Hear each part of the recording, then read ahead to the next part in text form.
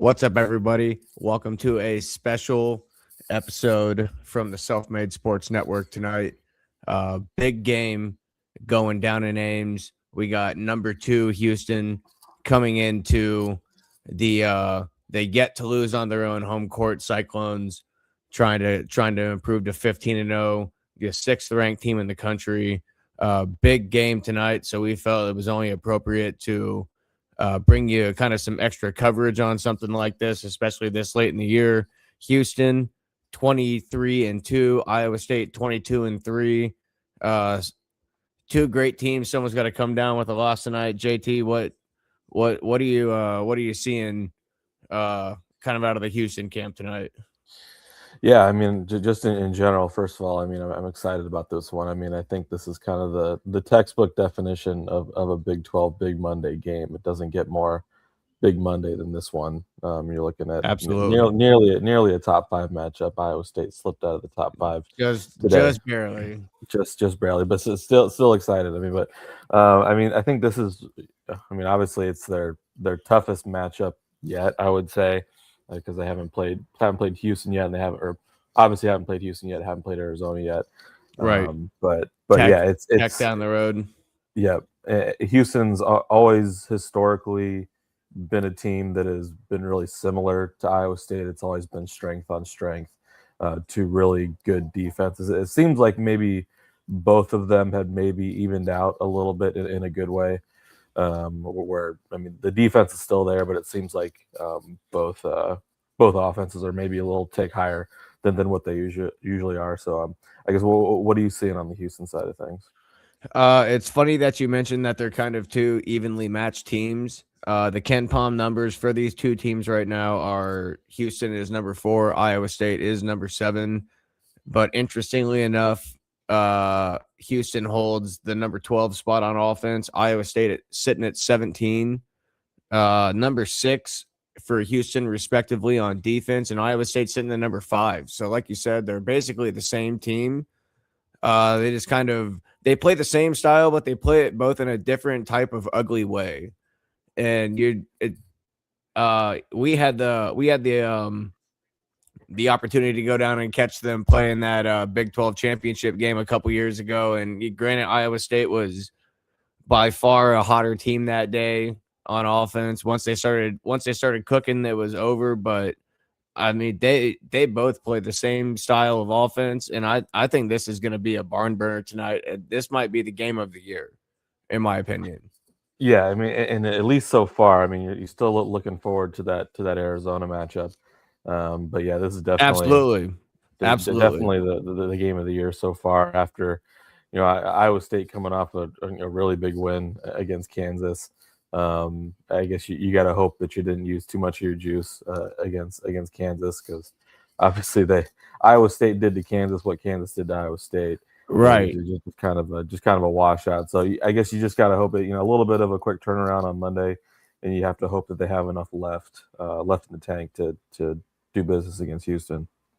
Yeah, I think the kind of the one impressive thing I want to say about Kansas, or excuse me, not about Kansas, but Houston, before we move on, is they're 90-12 right now, currently in their 3rd year in the Big 12. I know there was a lot of concern about them not translating well. Just for reference, I took the 3 years before they got to the Big 12, and they were 93-14. So at this point, they are on pace for a better 3-year stretch than they had in the AAC. Houston's here to stay, and as long as Kelvin Sampson lives and breathes and walks this earth, like, you better believe that Houston is going to be a team that you have to respect, and you have to be ready for them. I mean, they're coming every single night. Yeah, I think you can always count on getting Houston's best. I mean, with the exception of that one Big 12 championship game, I don't think I've really ever seen Houston. Yeah, and what the hell was that? Like, if we're going to be real, we sat there and watched that. We couldn't believe it as we sat there and watched it live in person. So yeah, that could be like the complete one-off in his career. I know I'm not trying to keep anybody too long tonight. I kind of want to move on to the clones here. Just You got to take care of business at home tonight. They are the only other team besides Houston undefeated at home this year. Kansas obviously taking a loss earlier in the year, sure. and then Tech having a couple tough losses at home themselves. And If you Kansas want just to, beat Arizona yep, at yeah, home. yep, yep, exactly. So if you want to cement yourself as one of those top teams that this is not the fuck around and find out territory, you have to get that win tonight just to prove that home court. I expect it's going to be a tough crowd. I'm kind of curious as to what you think your top keys of the game are tonight. Yeah, I think that. I mean, you got to continue to see good shooting out of Momcilovic, Yep. and I want to see Jefferson kind of keep his game under control. I know there's been Yes. a little bit of scuttlebutt about him getting a little carried away, him getting, Yep. Yep. maybe doing a little too much with the ball. I mean, I think he's a talented ball handler as that point forward position, I think but he does fine. I think he does fine in about 75% of his situations. I think there are times where he maybe presses too much, yeah. but it kind of tends where games get tight. Yeah, definitely. So hopefully you can kind of reel it in. I mean, I'm not too worried about Lipsy. I think you No. always kind of know Yeah. what you're going to get out of Lipsy. I'll say though, it'd be nice. I've been pretty impressed with the performance of Jamarian Bateman. He's been Yep. letting it fly, Yeah, man. he's So been lights out. He's been lights out. He's going to be exciting to watch here as long as he stays. I know I told you that on over the weekend. As long as he stays, like he's going to be exciting to watch the next. I don't think yeah, you see him more than 2 years if he continues no, on this trajectory. yeah, and that's going to be that's turning into quite the potential backcourt there with Torre and Bateman. So I Yeah. guess not to get too big picture right before the game, but you like to think with a lot of money coming off the books after this season that you can hold on to those two Yep. guys, and they're certainly seeing that. TJ believes It's in them. yeah, and certainly they'll be able to keep moving this thing forward once kind of our big three are out of here. Yeah, like you said, we don't want to get too big picture tonight. I guess what I will throw out there is Momcilovic is still on the 50-50-90 club watch. Currently shooting 54% from the field, 51% from three, 90% exactly from the free throw line. Putting up 18 points a game right now. He had that ridiculous shot against Kansas on Saturday, which we will definitely be revisiting come full program Friday night. But for now, like what you need from him tonight is you need Milan to play the way that you need him to play free. You need him to be there, get his own shots, find his shots, seek his shots. I feel like in their couple losses, they haven't really looked for him right away.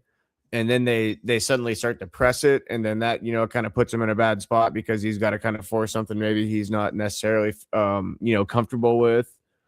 You nailed it with Jefferson playing safe with the ball. I mean, you got to hold on to it. You got to be careful with it. I'm not too concerned necessarily with a couple turnovers here and there just because he's doing so much. I mean, he's the second player in the National Player of the Year standings for a reason right now. So he's going to have situations where a turnover might happen. And if you can't live with a turnover happening every now and then from the best player on the court, then I guess I don't know what to tell you about watching basketball because the sport's probably not for you. Right. So Yeah. if you can just limit those turnovers, because I will admit that they do stack sometimes and they start to kind of, compound into, bad offense turns or, bad defense turns into good offense or whatever the saying is, how it turns that way. You could run into that situation. But if he just plays the way he's played all year on a consistent level, I think they'll be okay. I really look for a vintage Taman Lipsy game tonight. His last big game in Hilton against a top 5 team. The last time Houston came to Ames, they were able to win. He finished against Kansas a perfect 4-0. I in his was shocked at that. career. I didn't realize that he had done that, but Yeah, that's probably so one of the most impressive. Like, I hadn't quite realized that Iowa State has beat yeah, Kansas at home yeah. for That's four why straight years. Bill Self, when he kind of comes to Ames now, at this point, he just kind of expects to lose, and then that's why when you see him on the sidelines at certain points when they're down by 17, that he's smiling because he Yeah, realizes that he's accepted his fate before they walk in there, which is yeah. exactly. Go I ahead. don't think anyone handles the Hilton crowd quite like Bill Self. He always seems to kind of take it in stride. It's kind of fun to watch him. I think there's not a whole lot of opposing coaches that the Hilton Coliseum crowd respects, but I think in kind of a strange way, they do respect Bill Self. So it's kind of fun to watch them play off each other sometimes. Yeah, no, and it's especially with his comments after the game Saturday. He just kind of seems like he's a defeated man walking in, and he's almost kind of okay with it at this point, just because he loves the environment so much. He knows every time the Kansas jersey walks into the arena that if they come away with a win, he's gonna say whatever. But if they end up losing by 15 or 20, like, he's gonna love it even more because it gives him bulletin board material. And then he gets to enjoy, I feel like he really enjoys like the banter of the crowd. Yeah, definitely. But So yeah, uh, but yeah, getting back to that, I think you need a vintage game out of Lipsy tonight. I think you're going to get it in his final game against a top 5 team in Hilton.